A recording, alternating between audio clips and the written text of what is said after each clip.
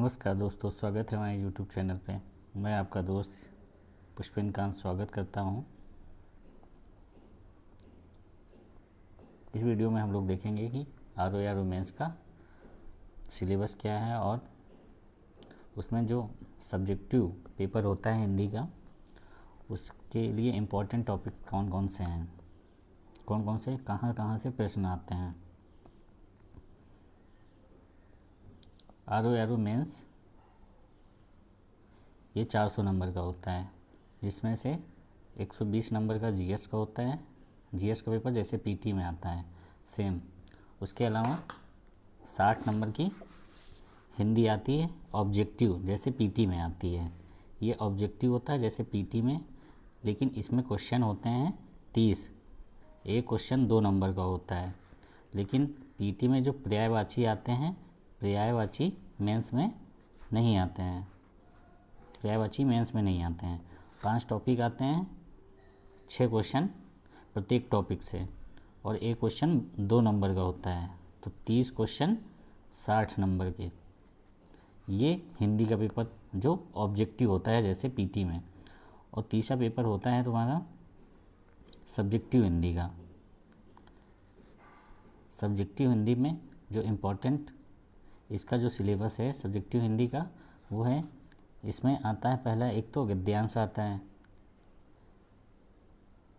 एक गद्यांश आएगा और उसमें शीर्षक चयन करना होगा,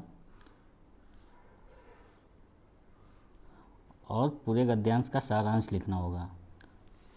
इसका एग्जाम्पल हम लोग अगर देखें,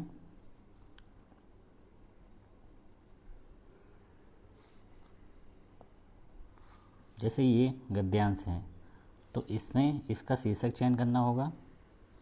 शीर्षक चयन का आगे की वीडियो में मैंने बताया कैसे शीर्षक चयन करेंगे। और इस पूरे गद्यांश का सारांश लिखना होगा, जो कि तुम्हारा 6 नंबर का। और उसके बाद इसमें जो रेखांकित ये अंश हैं गद्यांश के, उसकी व्याख्या करनी होगी। मतलब 3 ये पैराग्राफ समझ लो तो, या पंक्तियाँ समझ लो जो अंडरलाइन है, इनकी व्याख्या करनी होगी। व्याख्या कैसे करेंगे नेक्स्ट वीडियो में मैं बताऊंगा। और इसका शीर्षक चयन, इसका मैंने वीडियो बनाया है, नेक्स्ट वीडियो देख लीजिएगा। तो पहला गद्यांश का आएगा, और दूसरा जो आता है ये एक लेटर आएगा, उसका सारणीयन रूप लिखना होगा। जैसे कि ऐसा इसलिए करते हैं क्योंकि एक साल लेटर, अगर लेटर का पुनरीक्षण करना होगा कि कौन सा लेटर कब आया, उसकी विषय वस्तु क्या थी, तो सारे लेटर्स को निकाल के नहीं देखेंगे, यही इन सारणीयन रूप देख लेंगे, जिससे पता चल जाएगा किस लेटर में क्या विषय वस्तु है। और लेटर का क्रमांक रहेगा तो जाके उस लेटर को भी चेक पुनरीक्षण कर सकते हैं। तो इसलिए सारणीयन रूप लिखा जाता है। तो इसमें जैसे ही ये लेटर आएगा, फिर मैं दिखाता हूँ कैसे पेपर आता है। जैसे मान लो ये लेटर आया है तो इसका सारणीयन रूप लिखना है। तो पहले सारणीयन रूप में मान लो ये सारणी बनाई, ये क्रमांक की हो जाएगी, पहले क्रमांक ये सारणीयन का, फिर उसके बाद पत्रांक, पत्र में जो उसको निर्गत करने की जो डेट दी गई है वो डेट लिखेंगे, दिनांक व स्थान। फिर उसके बाद आता है प्रेषक, जिसने भेजा है, प्रेषक का नाम होता है। फिर प्रेषित होती है, मतलब जिसको भेजा गया है। फिर उसके बाद होता है विषय वस्तु, लेटर की विषय वस्तु क्या थी। तो ये सारणीयन रूप हो गया। इसका क्रम याद रखना, आगे पीछे मत कर देना, नहीं तो नंबर कट जाएगा। तो शायद 0 भी यहाँ से पूरे नंबर मिल सकते हैं, पूरे तो नंबर नहीं मिलते हैं हिंदी में। हिंदी में सिर्फ निम्नलिखित, आगे के मैं टॉपिक बताऊंगा जहाँ से पूरे नंबर मिलते हैं, नहीं तो यहाँ से तो आधे ही नंबर मिलते हैं। ये आपका सारणीयन रूप हो गया। फिर आता है लेटर राइटिंग।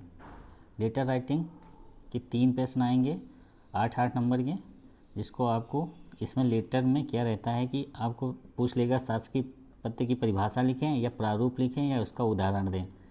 तो जब उदाहरण आएगा तो कोई विषय वस्तु पे आप उसका उदाहरण देंगे, और जब प्रारूप पूछेगा तो जैसे प्रारूप पूछेगा तो आपको प्रारूप बनाना होगा।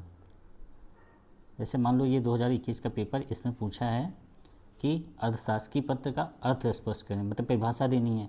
उसके बाद लिखित प्रारूप, इसमें प्रारूप बनाना है, ना कि उदाहरण। और जैसे ये है कार्यालय आदेश किसे कहते हैं, इसमें भी परिभाषा लिखनी है, इसका उदाहरण देना है। इसमें आपको उदाहरण देना होगा, जबकि पहले प्रश्न में आपको प्रारूप बनाना होगा। और तीसरे में इसमें भी उदाहरण देना होगा। उदाहरण और प्रारूप में क्या अंतर है? प्रारूप अभी बताता हूँ, मैं दिखाता हूँ। क्वेश्चन आया है जिसका आंसर कैसे है।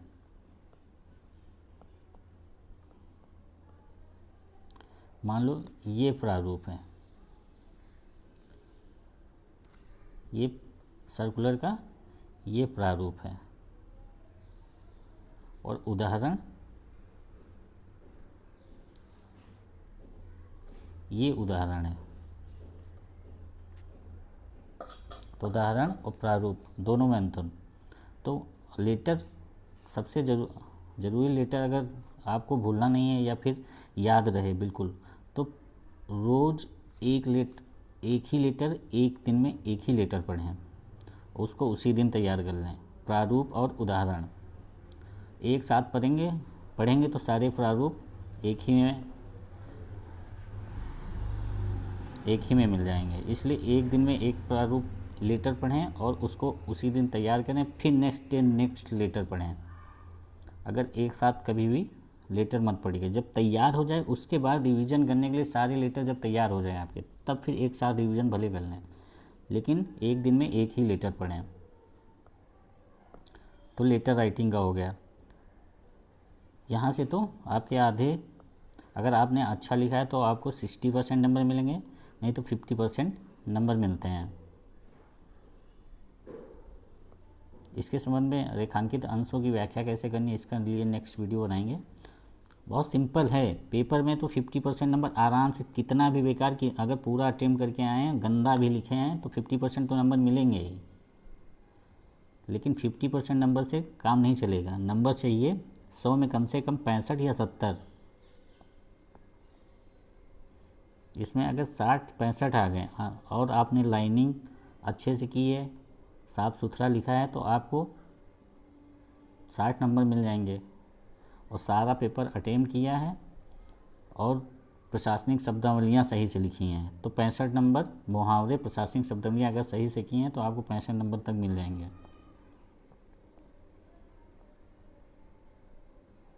तो नेक्स्ट टॉपिक है प्रशासनिक शब्दावलियाँ। प्रशासनिक शब्दावलियों में 5 हिंदी में आएंगी, 5 अंग्रेजी में। हिंदी में आएंगी तो अंग्रेजी में लिखना होगा, अंग्रेजी में आएंगी तो हिंदी में लिखना होगा। और यहाँ से पूरे नंबर, यहाँ से नंबर नहीं घटेंगे। अगर ये 20 नंबर का होता है प्रशासनिक शब्दावलियाँ, मुहावरे 10 नंबर की होती हैं। अगर ये रोज़ आप 10 पढ़ें तो एक महीने बाद आपके आप ऑटोमेटिक तैयार हो जाएंगे। एक दिन में अगर आप सोचेंगे पढ़ के तैयार कर लें, तो एग्ज़ाम टाइम में हिंदी में याद नहीं रहेगा क्या इंग्लिश में लिखें। इंग्लिश वाला तो हिंदी में एक बार हो सकता है आसपास लिख लें, लेकिन हिंदी वाला ऐसे शब्द आते हैं कि या लिख नहीं पाएंगे वहाँ पे। इसलिए आप उसको हिंदी पढ़ के राइटिंग करें, ना कि पढ़ते हुए चले जाएं। उसके बाद जो एशिया का पेपर होता है कंप्यूटर ज्ञान भी, इसमें 2 प्रश्न आएंगे, या 5-5 नंबर के, या फिर 5 प्रश्न आएंगे 2-2 नंबर के। इसका भी तैयार कर लें। 1-2 क्वेश्चन रोज़ तैयार करें तो एक महीने में 60 क्वेश्चन हो गए। 60 क्वेश्चन में तो फिर बाहर नहीं जाएगा। उसके बाद हिंदी ऐसे का जो पेपर होता है, इसमें 3 ऐसे लिखने होते हैं और 3 खंड होते हैं। 3 खंड से प्रत्येक खंड में 3 प्रश्न, 3 ऐसे आते हैं। जैसे ये खा हुआ, खा से एक 3 खंड से आपको मैं इसमें से एक चुनिए, फिर इसमें से एक चुन लीजिए, और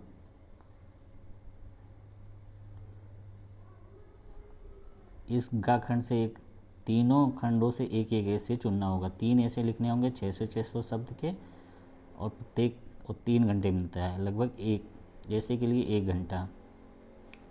तो ये रहा सिलेबस। और कैसे, अगर आज कैसे पढ़ना है, इसका सोर्स आप एस कुमार सर की बुक आती है उसको देख लें। एस कुमार सर का तर्कस करके यूट्यूब चैनल है, तर्कस नाम है, तर्कस बाई एस कुमार। तो उस पर जाके आप लोग देख सकते हैं। ऐसे आप बिल्कुल सिंपल होके पढ़िए, आराम से 2 महीने अगर कंटिन्यू पढ़ते रहें तो ऐसे अपने आप तैयार हो जाएंगे। तब सारा सिलेबस तैयार हो जाएगा। कैसे करना है ये तो मैंने बता दिया है। सोर्स क्या है, एस कुमार सर की बुक है। और PYQ प्रशासनिक शब्दावलियाँ किसी भी स्टेट में जहाँ पे प्रशासनिक शब्दावलियाँ पूछी जाती हैं उन सारे स्टेट का पढ़ डालें, अपना पढ़ डालें। फिर उसके बाद जो नई शब्दावलियाँ हैं वो किसी भी, मैंने PDF डाली है उसको जाके देख लें। नेक्स्ट वीडियो हम बनाएंगे। और मेरे द्वारा दिए गए एग्ज़ाम्स UPSC मेंस मैंने लास्ट ईयर IAS मेंस दिया है 2024 का, और UP PCS मेंस 23, 21, 20, 19 का भी मैंने दिया है मेंस। उत्तराखंड का 2022 का मेंस दिया। उत्तर प्रदेश PCS J का भी 2023 का मेंस दिया। RO 17 और 21 का मेंस मैंने दिया है। जाके मेरी मार्कशीट पड़ी है, यूट्यूब चैनल पे ही जाके देख सकते हैं। Thank you. प्लीज़ हमारे चैनल को लाइक करें, सब्सक्राइब करें। धन्यवाद।